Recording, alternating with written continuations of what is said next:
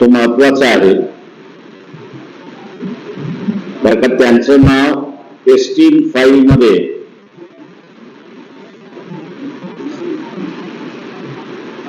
आल्यानंतर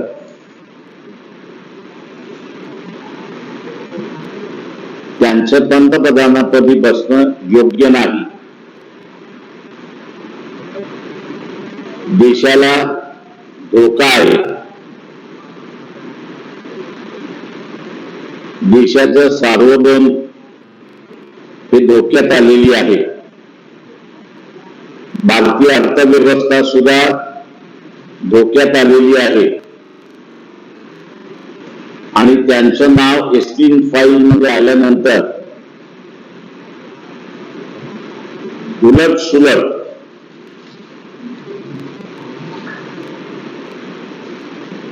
अमेरिका सारखे देश हे करारनामे करतायत. उदाहरण आपल्या सगळ्यांसमोर आहे की रशियाकडून आपल्याला याच्या अगोदर कच्चं तेल स्वस्तात मिळत होतं. अमेरिकेने सांगितलं घ्यायचं नाही. मुजरा मोदीने ते घेणं बंद केलं.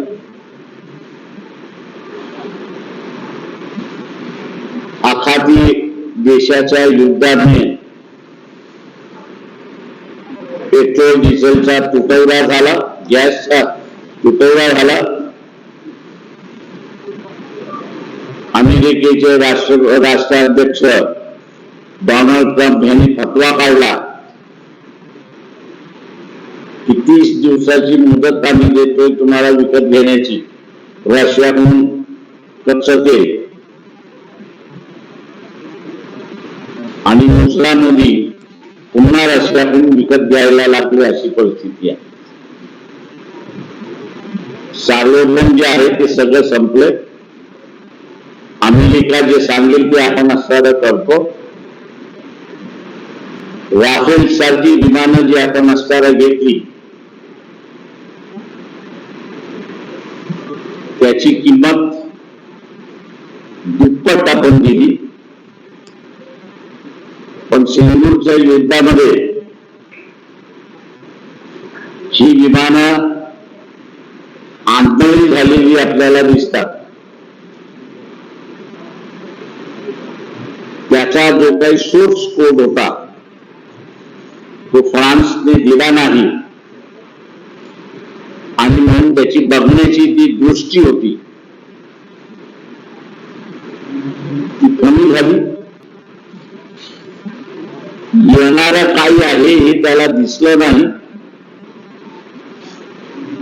आणि म्हणून सिटिंग डक हा जो इंग्रजी शब्द आहे ते झालं, पाडण्यात आली. आणि पुन्हा आपण बघत असाल की तीच राफेल भारताने पुन्हा विकत घेतली. कशासाठी घेतली कोणाला खुलासा नाही. आमचा आरोप आहे की मुजरा मोदीने विकत घेतली याचं कारण टेस्टिंग फाईल मध्ये ते नाव आलेलं आहे, ते जगजाहीर आहे. पण टेस्टिंगचे असणारे धंदे हे सुद्धा तेवढेच महत्वाचे आहेत. लहान मुलं आणि यांच्याशी जे क्रूर वागणूक अनेक व्यक्तींची नावं त्याच्यामध्ये आलेली आहेत.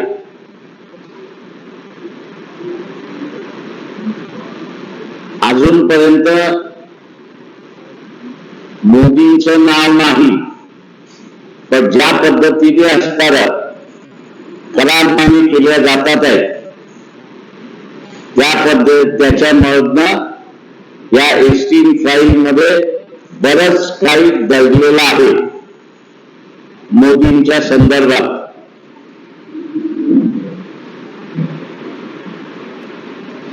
आणि म्हणून मोदी मोदींना ब्लॅकमेल करणं हे सोपं झालंय अशी परिस्थिती आहे.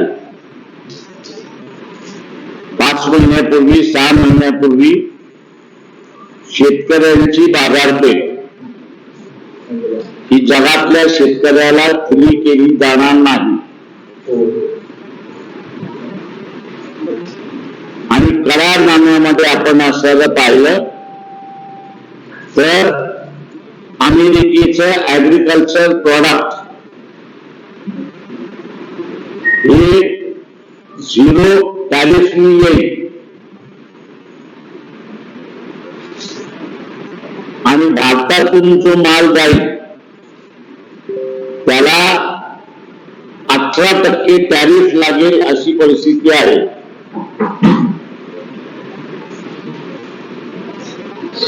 कापसाला आज शासन 8,000चा भाव देते क्विंटल पाठीमागे. क्विंटलला 8,000 रुपये मिळतात. पुढच्या वर्षी अमेरिकेतला कापूस हा 6,000ला येईल.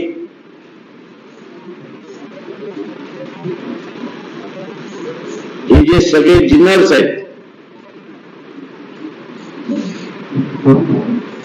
आणि त्याच्याच बरोबर ह्या ज्या स्पिनिंग मिल्स आहेत यांचं गठबंधन होणार. स्पिनिंग मिल कापूस आयात करणार, जिनर कडून ते जिनिंग करून घेणार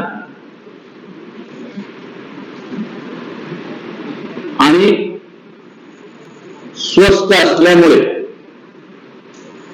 सीसीआयला पूर्णपणे नुकसानात टाकण्याचा कारभार सुरुवात झाला अशी परिस्थिती आहे. नुसता कापसाच्या शेतकऱ्याचं नाही तर धानाचा शेतकरी जो आहे त्याची सुद्धा तीच अवस्था आहे. गव्हाचा शेतकरी आहे त्याची सुद्धा तीच आहे. कडधान्याचा शेतकरी जो आहे तीच त्याची परिस्थिती त्या ठिकाणी राहणार. त्याच्यामुळे शेतकऱ्यांचं उद्ध्वस्त होणं याला जबाबदार भारतीय जनता पक्ष, RSS हे 2 प्रामुख्याने आहेत. फक्त ग्रामीण भागातल्या लोकांचं नुकसान होईल असं नाही, तर शहरी भागामध्ये हा जो नोकरदार वर्ग आहे या नोकरदार वर्गाला सुद्धा प्रचंड मोठा फटका बसणार आहे अशी परिस्थिती आहे. आज परदेशी बँकाला भारतामध्ये त्यांचा व्यवहार सुरुवात करायचा असेल तर रिझर्व्ह बँक ऑफ इंडियाची परमिशन घ्यावी लागते. आत्ताच्या याच्यामध्ये फायनान्स सेक्टर म्हणजे अर्थशास्त्र अर्थ विभाग हा पूर्णपणे मोकळा केलेला आहे आणि विदेशी बँकांना इथलं मार्केट खुलं केलंय अशी परिस्थिती आहे. त्याच्यामुळे बँकांमधले असतील, कारखानदारामधले असतील, इथल्या कामगार वर्गाचं म्हणजे मेहनतीने काम करणारा कामगार आणि व्हाईट कॉलर कामगार हे दोघंही इफेक्ट होणार आहेत. बेरोजगारीच्या मार्गावरती जातील अशी परिस्थिती आहे. ही परिस्थिती बदलायची असेल तर नरेंद्र मोदींना राजीनामा दिला पाहिजे. जे चारित्र्याच्या गप्पा मारतात, संस्कृतीच्या गप्पा मारतात, राष्ट्रभक्तीच्या गप्पा मारतात, असं जे RSS आहे या RSSला जाब विचारण्याचा धरणं आंदोलनाचा कार्यक्रम आहे. मी तमाम मतदाराला आवाहन करतोय, भारतीय नागरिकाला आवाहन करतोय की ईस्ट इंडिया कंपनी ही चालून आली, तिला इथे युद्ध करावं आणि इथल्या राजे रजवाड्यांवरती ताबा मिळवावा लागला आणि मग पुढच्या व्यवस्थेवरती त्यांचा लागला. परंतु बाबासाहेबांनी आपल्याला असताना इशारा दिला होता, डॉक्टर बाबासाहेब आंबेडकर यांनी असताना इशारा दिला होता, यापुढे कुठल्याही देशाला जिंकायचं असेल तर युद्धाची गरज नाही, देण्याची ताकदच ते करू शकेल. आणि करारनामे जे झाले त्या करारनाम्यातून भारत गुलामीच्या मार्गावरती स्वतःच सार्वभौमिक आपण ज्याला म्हणतो ती गमवण्याच्या उंबरठ्यावरती आहे. तर इथला मध्यम इथला असणारा जो मध्यमवर्गीय आहे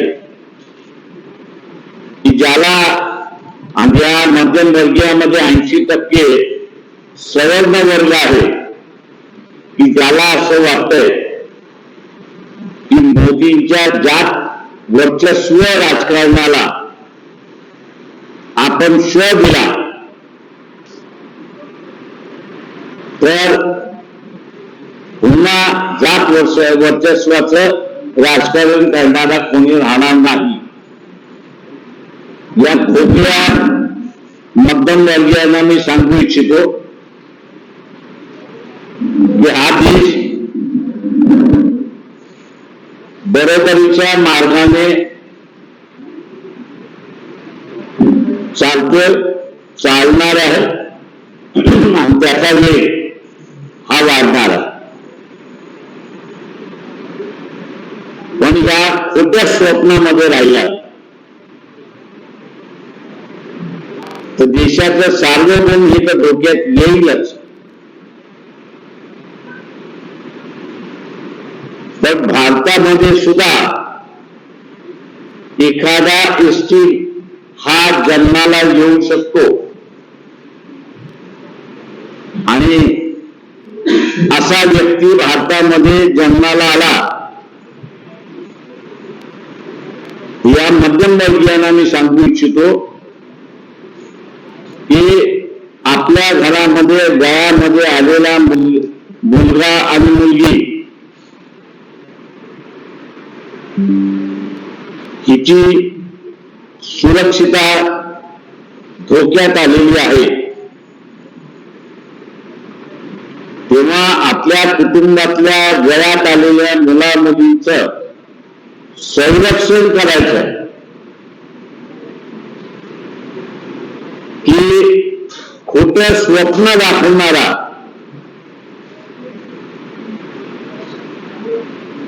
मुजरा मोदी याच्या जात वर्चस्वाच्या राजकारणी धोरणामधलं फॉरेन पॉलिसी मधलं जे धोरण आहे त्याला कारणीभूत आहे असं मी त्या ठिकाणी मानतो. आज कोणीतरी सांगावं की हे सरकार इराणच्या बाजूने आहे,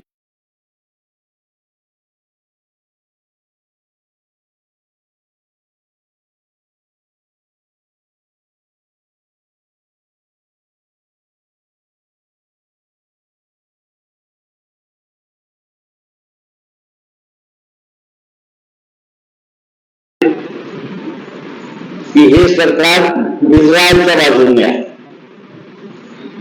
आणि मग नरोडा कुंजोरा या भूमिकेचा फटका हा भारतातल्या सामान्य माणसावरती बसतोय.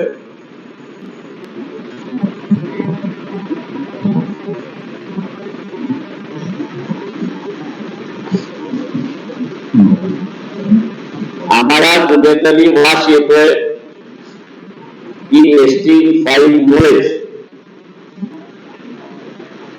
इराण जे आपल्या बरोबर नेहमीच काश्मीरच्या प्रश्नाबरोबर राहिलं, त्यांना आज आपण हवेवरती सोडलं.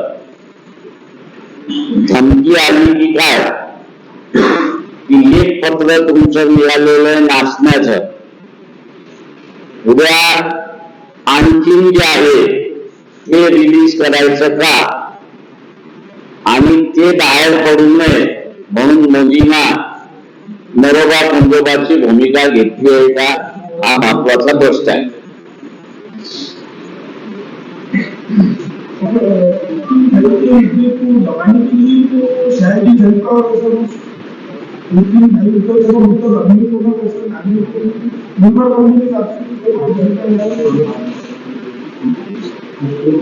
हो सकता है.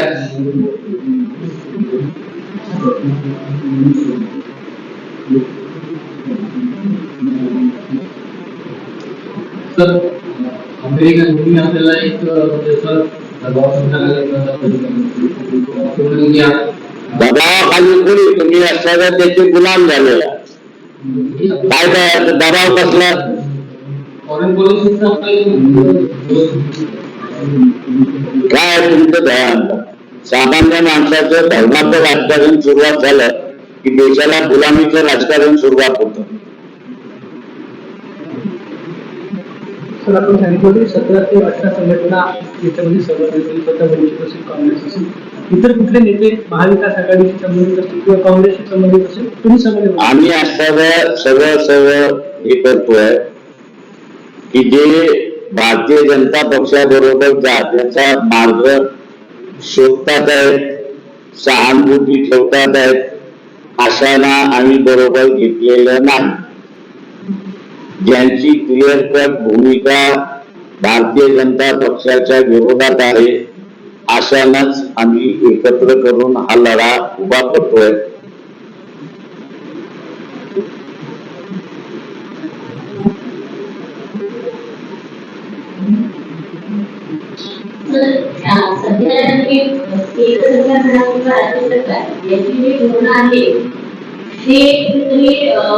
विकासाला काही म्हणजे असणारा निर्माण करणारे असं म्हणलं जातं, परंतु विरोधकांकडून किंवा विरोधातले लोक आहेत त्यांच्याकडून पाहिजे प्रमाणे त्याचा प्रतिकार केला जात नाही असं वाटते.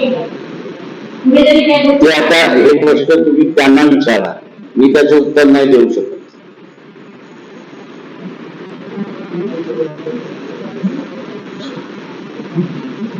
चला, थँक्यू सगळेजण.